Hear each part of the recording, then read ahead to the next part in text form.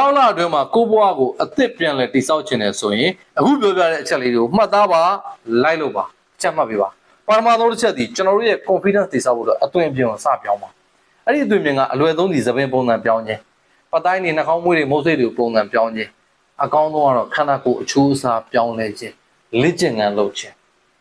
ဒုတိယတစ်ချက်ဒီဘွားကြီးကိုဖြစ်တယ်လို့မနေတော့ဘဲနဲ့ကျွန်တော်ဘွားအတွက်အရေးကြီးဆုံးဆိုတဲ့ပန်းနိုင်ထူတတ်မှာပါတချို့ကငွေကြေး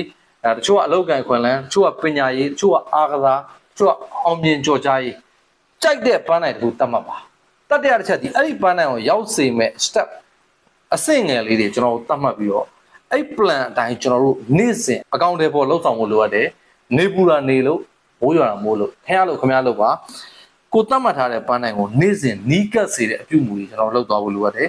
နံပါတ် 4 ချက်ဒီကျွန်တော်တို့အောင်မြင်မှုကိုဟန့်တားနေတဲ့အဓိကအရာကျွန်တော်တို့ရဲ့စိတ်ခံစားချက်အဲ့ဒီ emotion ကိုထိန်းချုပ်ပါဒေါသထွက်လွယ်တဲ့သူလား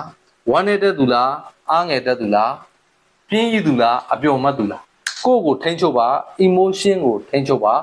ကောင်းတဲ့ emotion နဲ့အစားထိုးလဲလဲပါเนาะနောက်တစ်ချက်ကကြတော့အတိုင်းဝိုင်းကောင်းလိုအပ်ပါတယ်အောင်မြင်မှုရှိကိုသွားတဲ့နေရာမှာကျွန်တော်တို့မှာငွေကြေးရအောင်မြင်နေတယ်ဆိုငွေကြေးရအောင်မြင်နေတဲ့သူတွေကိုနမူနာထား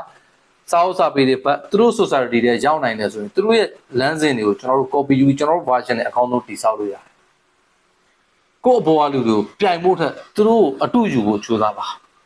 နံပါတ် 6 ချက်ကကြတော့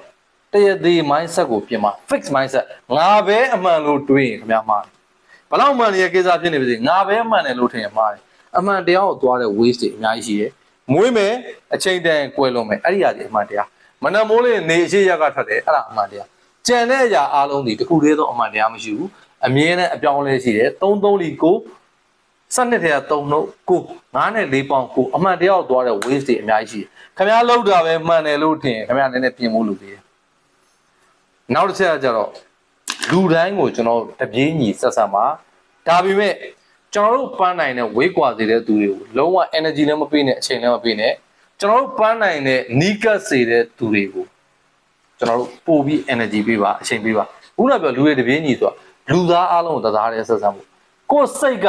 လူပေါင်းစိတ်ခွာဖြစ်နေရမယ်ကိုယ်စိတ်ကကိုယ် energy ကိုယ်ခံစားချက်တွေကကိုယ်ပန်းနိုင်ကိုဝေးစေမဲ့သူလားနီးစေမဲ့သူလားဆိုတော့ရွေးချယ်ပေါင်းတက်ဖို့လိုအပ်ပါတယ်ဒါဆိုရင်ကျွန်တော်တို့0 to hero ဘယ်သူမှမရှင်းတဲ့ကိုယ် personal journey မှာ0 to hero ဖြစ်နိုင်ပါတယ်တွေးစရာတစ်ခုရရင် yes လို့မှပြပါကျွန်တော်ခုနိုင်ဦးပါကျေးဇူးတင်ပါတယ်